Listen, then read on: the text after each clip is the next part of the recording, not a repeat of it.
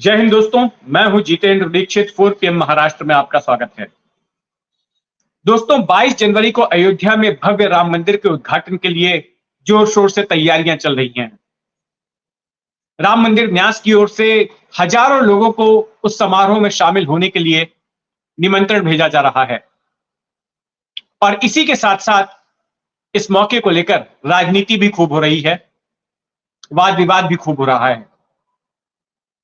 कौन जाएगा कौन नहीं जाएगा, इसको लेकर खबरें छप रही हैं, इसको लेकर चर्चा हो रही है।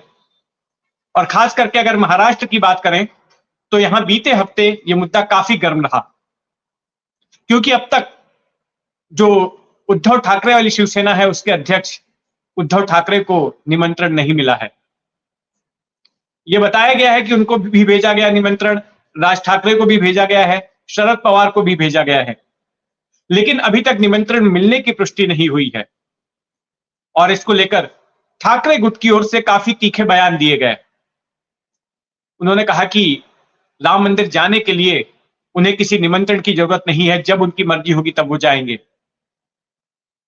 और विवाद हुआ क्रेडिट को लेकर भी कि आज जिस जगह पर राम मंदिर खड़ा है वहां पर अब से 32 साल पहले बाबरी मस्जिद हुआ करती थी।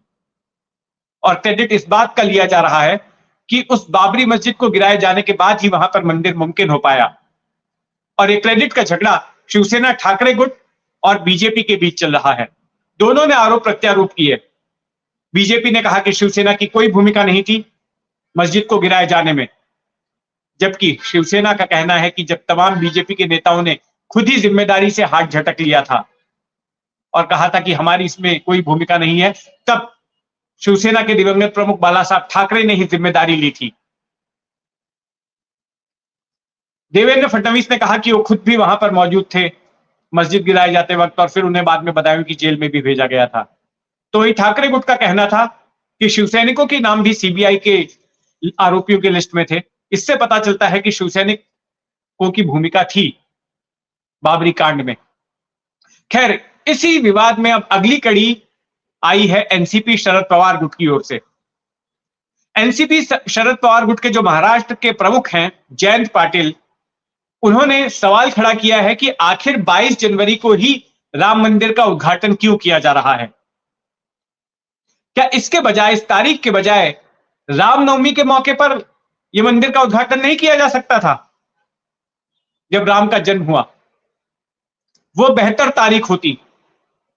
लेकिन जयंत पाटिल का आरोप है कि इस वजह से ही ये राम मंदिर का उद्घाटन 22 जनवरी को किया जा रहा है, जल्दबाजी में किया जा रहा है, क्योंकि आचार संहिता लगने वाली है लोकसभा चुनाव की।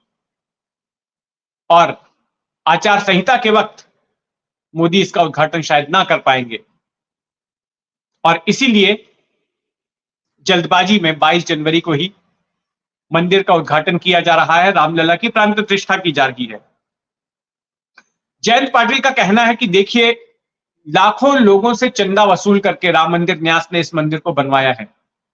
लोगों ने अपनी श्रद्धा से, अपनी आस्था से पैसा दिया है, तो ऐसे में उसका ध्यान रखते हुए राम मंदिर के उद्घाटन की तारीख रामनवमी को होनी चाहिए थी।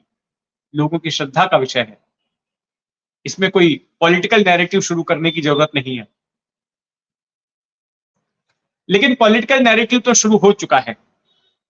अब एक बीजेपी के नेता हैं महाराष्ट्र में, विधायक हैं अतुल भतखलकर। अतुल भतखलकर ने यह मांग की है अपनी ही सरकार से कि 22 जनवरी 2024 को राष्ट्रीय छुट्टी घोषित की जाए, सार्वजनिक छुट्टी घोषित की जाए, ताकि लोग उस दिन दिवाली मना सकें, जब भगवान फिर से अपने घर लौटेंगे, अपने मंदिर में लौटेंगे, जो टेंट में रह रहे थे।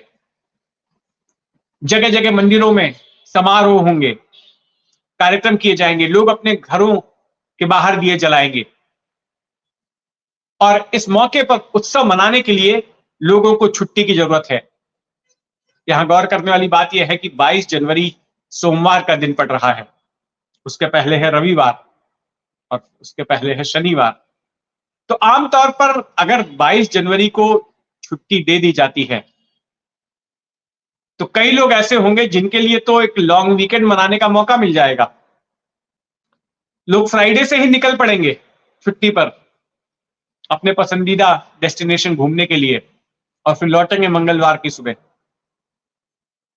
लेकिन अतुल भटकलकर का मानना है कि नहीं, छुट्टी मिलनी चाहिए। अब देखते हैं कि सरकार इस पर क्या कोई फैसला लेती है। अच्छा, इसी कड़ी में जो महाराष्ट्र के मुख्यमंत्री हैं एकनाथ शिंदे, उन्होंने भी एक मांग कर डाली है केंद्र सरकार से, केंद्रीय रेल मंत्रालय से, और उनकी मांग यह है कि मुंबई से सीधे अयोध्या के लिए एक वंदे भारत ट्रेन चलाई जाए। ये उन्होंने तब कही ये बात जब महाराष्ट्र के जालना से एक वंदे भारत ट्रेन का उद्घाटन हुआ अभी 3 दिनों पहले। तो उसी वक्त इन्होंने ये कहा कि महाराष्ट्र से जो भक्तगण हैं उनको अयोध्या जाने के लिए एक वंदे भारत ट्रेन रेगुलर तौर पर शुरू की जानी चाहिए। हालांकि रेलवे की ओर से सैकड़ों ट्रेनें, विशेष ट्रेनें चलाई जाने वाली हैं।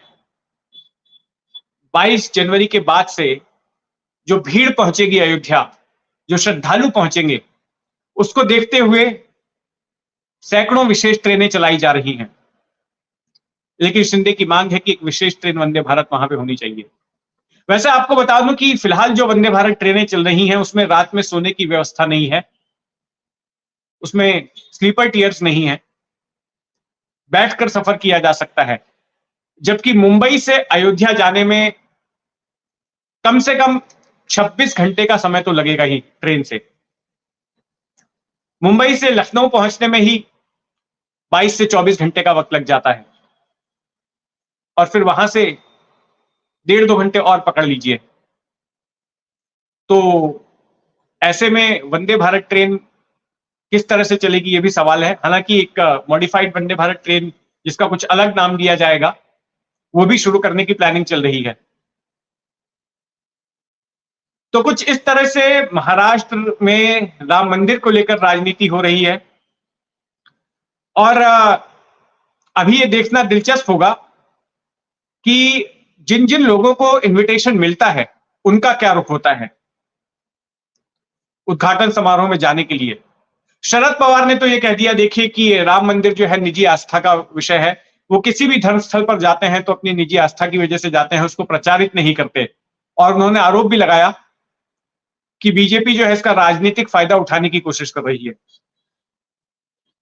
जयंत पाटिल का भी यही कहना है कि बीजेपी को ऐसा लग रहा है कि उसको इससे राजनीतिक फायदा मिलेगा, लेकिन धार्मिक इवेंट से राजनीतिक फायदा नहीं मिल सकता, उनका कहना है।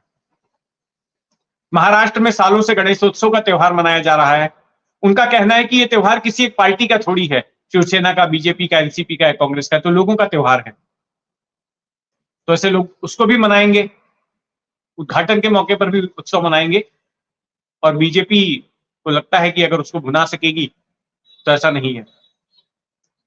तो खैर, इस मामले में जो कुछ भी आगे घटित होगा, जो भी हलचल होगी, इस पर हमारी नजर बनी रहेगी। आप भी अपनी नजर बनाए रखें 4 PM महाराष्ट्र पर, और अगर आपने अब तक इस चैनल को सब्सक्राइब नहीं किया है तो सब्सक्राइब कर लें। जय हिंद।